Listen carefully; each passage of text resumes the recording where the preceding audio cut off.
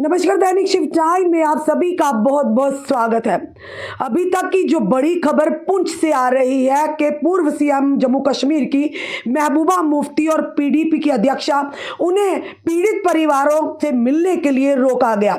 इस समय हम बताना चाहेंगे, जिस तरह से आप जानते हैं कुछ दिन पहले किस तरह से आतंकियों ने घात लगाकर हमारे सेना के 2 वाहनों पर यानी एम्बुश लगाकर घात लगाई, जिसमें हमने अपने 5 वीर योद्धाओं को खोया। उसी के चलते 3 सिविलियंस की जिस तरह से मौत हुई और उनकी जो संदिग्ध परिस्थितियों में उनके शव मिले, उसे लेकर लगातार बवाल उठा। वहां के लोगों ने ऐतराज जताया और उन्होंने कहा कि जो भी इन तीनों परिवारों के सदस्यों की मौत के पीछे का कारण है, उन पर कार्रवाई होनी चाहिए। उसी के चलते रक्षा मंत्री जो कि राजनाथ सिंह भी उन्होंने पुंछ का दौरा किया और पीड़ित परिवारों से मिले।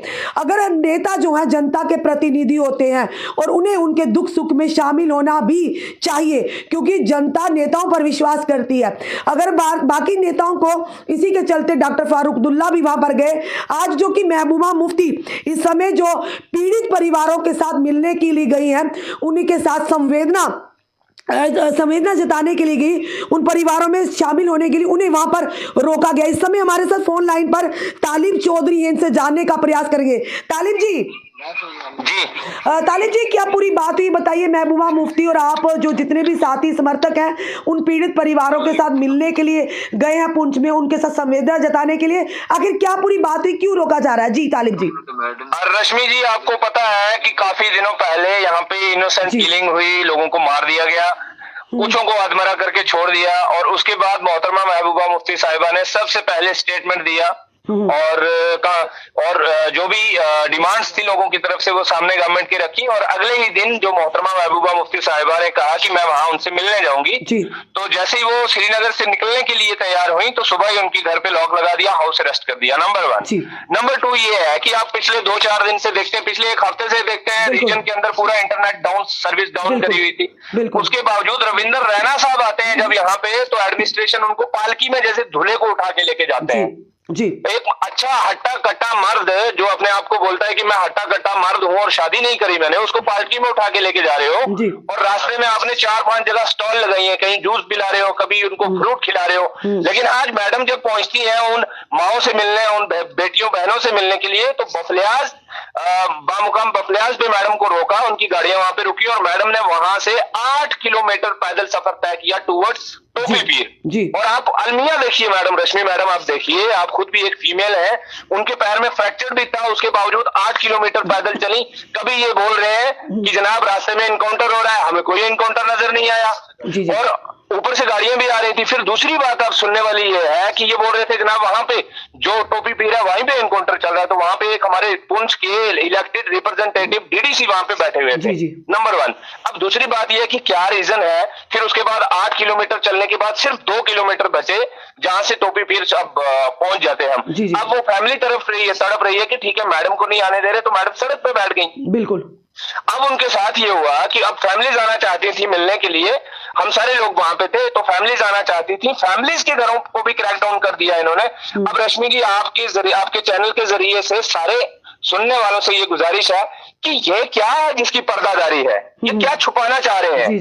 मतलब मैडम वहां पे चली जाती तो क्या उन्होंने वहां की लड़कियों ने मैडम को क्या बताना था जो ये नहीं चाहते कि बात पब्लिक में आ जाए? तालिब जी, मैं आपसे पूछना जरूर चाहूंगी, अगर डॉक्टर फारूक अब्दुल्ला को जाने की अनुमति है, अगर भारतीय जनता पार्टी के नेताओं को जाने की अनुमति है, तो एक नेता होने के नाते अगर महबूबा मुफ्ती परिवारों के साथ मिलना चाहती हैं, संवेदना जताना चाहती, तो आपत्ति कहां पर है? जी तालिब जी। देखिए रश्मि जी, बात एक दूसरी समझनी पड़ेगी। थना मंडी से कुछ लोगों को उठाया, उनको पीट पीट के उनको अधमरा करके छोड़ दिया, वो मजदूरी के काबिल भी नहीं है। अच्छा, ये जो खवातीन है, लड़कियां हैं टोपी पीर और सावनी गांव की, इन्होंने जब अपने बेटे और भाइयों को बचाने की कोशिश की, तो वहां पे आर्मी और पुलिस के लोगों ने कहा कि इनके भी कपड़े उतारो। ये मैं नहीं बोल रहा हूँ, ये उनकी खुद की स्टेटमेंट है। पर ये स्टेटमेंट कहीं भी मीडिया में नहीं आई है। पर एक चीज नहीं, क्या बात कर रही है? सुनिए मेरी बात, जो मीडिया वाले वहां पहुंचे उन सबसे बात हुई है। इसकी पूरी तरह से जांच की आदेश। जांच रश्मि मैम, कौन सी जांच? खुदा का वास्ता है, यहाँ एक्स चीफ मिनिस्टर को जाने नहीं दिया जा रहा, वो जांच आपकी अच्छी करवाएंगे क्या? आप जरा सोचिए ना, एक्स चीफ मिनिस्टर को वहां नहीं जाने दिया जा रहा है। मैडम को फोन करती हैं वो औरतें, वो करके बोलती हैं हमारे साथ इस तरह की हरकतें करने की कोशिश की गई। जी जी। हमें कहा अगर मुंह बंद नहीं रखोगी तो तुम्हारे साथ भी ये हासिल होगा। आज आप मुझे बताइए, क्या जिस माहौल में टोपी पीर में लोग रह रहे हैं, क्या गारंटी है रात को जो एडमिनिस्ट्रेशन वहां पे नहीं जाने दे रही, क्या गारंटी है कल को और लोगों को नहीं मार दिया जाएगा? पर महबूबा मुफ्ती से ही क्यों दिक्कत है, मैं यही आपसे जानना चाहती हूँ। ये हैरान कौन, ये एडमिनिस्ट्रेशन को देखिए, उसमें एक रीजन है, महबूबा मुफ्ती वाहिद एक इकलौती आवाज है जम्मू एंड कश्मीर की। कठुआ में रेत बजरी की बात होती है, मैडम बात करती हैं। जम्मू में कोई मसला होता है, मैडम बात करती हैं।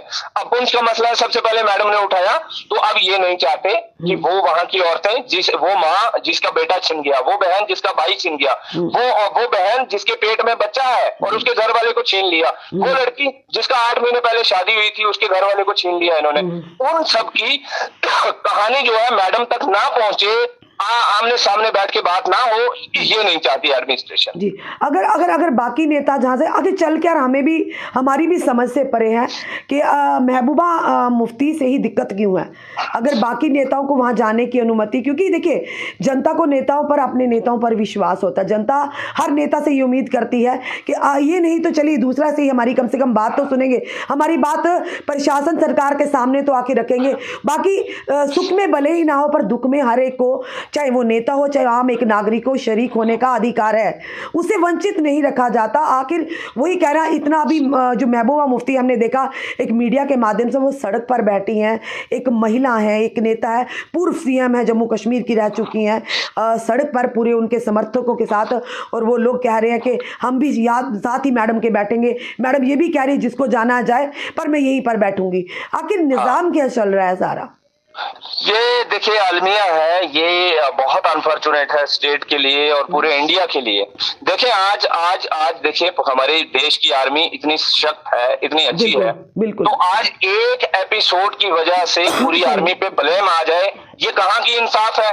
अगर 4-5 ऑफिसर्स ने और बाकी उनके अमले ने किसी हवस के चलते ये सब कांड कर दिया, तो पूरी आर्मी क्यों बदनाम हो भाई साहब? FIR के अंदर नाम क्यों ना दाखिल हो? बिल्कुल, आर्मी हमारी गौरव है, हमारा आर्मी हमारा गर्व है।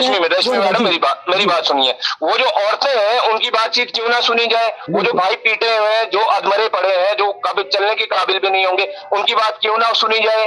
और मोहतरमा महबूबा मुफ्ती साहिबा एक एक्स चीफ मिनिस्टर है, सोचने वाली बात यह है कि एक DDC मेंबर साहब है, हमारे भाई हैं, देखें हमें कोई प्रॉब्लम नहीं, बट हम ये कह रहे हैं कि जब DDC मेंबर सुबह से वहां पे जाके बैठे हुए डेरा डाल के, लेकिन एक्स चीफ मिनिस्टर साहिबा आई है, ये बोल रहे हैं इनकाउंटर चल रहे हैं, 8 किलोमीटर हमने सफर तय किया, कोई इनकाउंटर नहीं। अभी इस समय कहाँ पे है मैडम, और आप लोग कहाँ पे हो इस समय? देखिए मैडम, उस वक्त जब धरने पे हम लोग थे, उसके बाद हम सबको डिटेन किया, और उसी पे सोचने वाली बात यह है, आपको पता है किस जगह पे रोका गया है मैडम महबूबा मुफ्ती साहिबा को? जिस जगह के लिए कहा जाता है कि यहाँ पे इनकाउंटर हुआ था, जहाँ पे आर्मी के नौजवानों को इनकाउंटर में जो उनकी जान चली गई थी, आपको याद है वो जगह, मतलब क्लिप्स के दौरान? तो उस जगह पे रोकना कितना सेफ होगा एक एक्स चीफ मिनिस्टर का?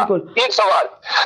दूसरा सवाल ये कि उसके बाद इन्होंने हमें डिटेन किया वहां से जबरदस्ती, एक एक्स चीफ मिनिस्टर को जबरदस्ती उठा के, जो लेडीज पुलिस है वो भी नहीं थी उनके पास, जबरदस्ती उन्होंने क्या काम किया कि गाड़ियों में उठा के हम सबको जानवरों की तरह भरा और वापस सुरनकोट फेंक दिया।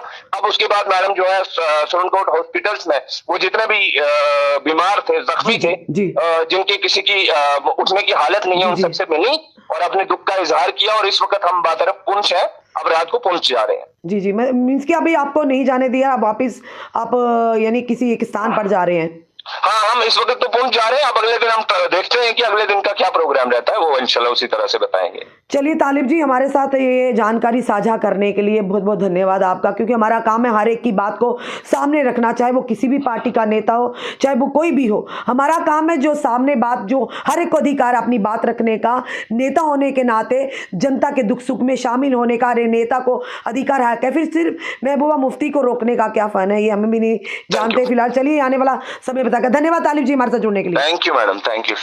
ये थे हमारे साथ तालिब चौधरी जी। जिस तरह से आपने देखा कि जिस तरह से 3 सिविलियंस की जान गई, वो एक बवाल बनकर सामने आया। उसमें सेना के आला अधिकारी भी मौजूद यानी वहाँ पर पहुँचे थे। उसके बाद रक्षा मंत्री राजनाथ सिंह जी भी पहुँचे, उन्हें आश्वासन दिया था। कई सारे सेना के अधिकारियों का ट्रांसफ़र, तबादला भी वहाँ से कर दिया था। और साफ तौर पर अधिकारियों ने ये भी कहा था कि कोई भी अगर इनकी यानी कि किसी की भी साथ लापरवाही नहीं बरती जाएगी, जो जो भी दोषी पाए जाएंगे उन पर ज़रूर कार्रवाई होगी। और साथ ही साथ उन्होंने कहा था कि प्लाट देने की बात भी की थी, एक नौकरी देने की और मुआवजे की भी बात की थी।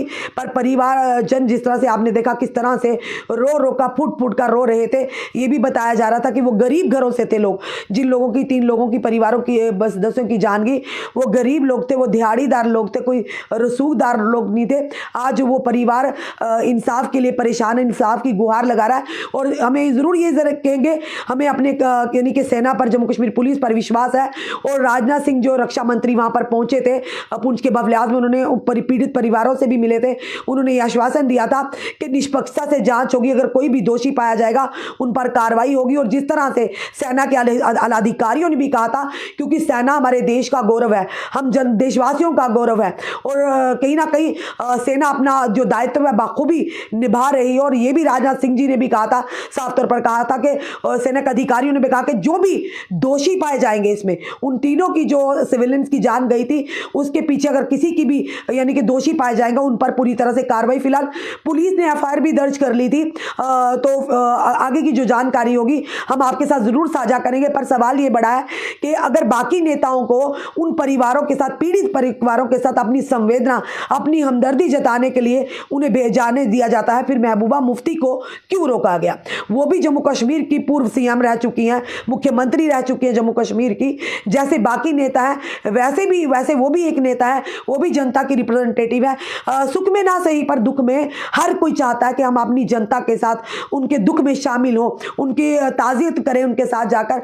कोई भी किसी के आने से जाने से कोई वापस तो वो लोग नहीं आए जाए, या कोई भी कंपनसेशन उन 3 सिविलियंस की भरपाई नहीं कर सकता। पर ये भी चीज़ हम नहीं भूल सकते उन कायर आतंकियों ने किस तरह से हमारे सेना के जो वाहन थे उन पर भी हमला किया, जिसमें हमने अपने 5 उन वीर योद्धाओं को भी खोया है। हम ये ज़रूर प्रार्थना करेंगे जिन 3 लोगों की सिविलियंस की जान गई, ये प्रार्थना करेंगे ऊपर वाले से कि ऊपर वाला उन्हें जन्नतुल फिरदौस अता फरमाए, और हमारे सेना के जो वीर गति को प्राप्त हो। हम दिल से उन्हें भी श्रद्धांजलि अर्पित करते हैं। और जो लोग इस समय गंभीर अवस्था में हैं, वो भी चाहे सेना के हों चाहे वो सिविलियन हो, हम ये भी प्रार्थना करते हैं वो जल्द अज जल्द ठीक होकर, स्वस्थ होकर अपने घरों को पहुंचे। फिलहाल अभी तक की बड़ी खबर है, महबूबा मुफ्ती जिन्हें रोका गया है उन परिवारों के साथ ताज़ियत करने के लिए, जो जम्मू से इतने किलोमीटर उठकर वहां पर गई हैं। और ये बताया जा रहा है कि 8 किलोमीटर जब उन्हें रोका गया, वो 8 किलोमीटर पैदल चली हैं।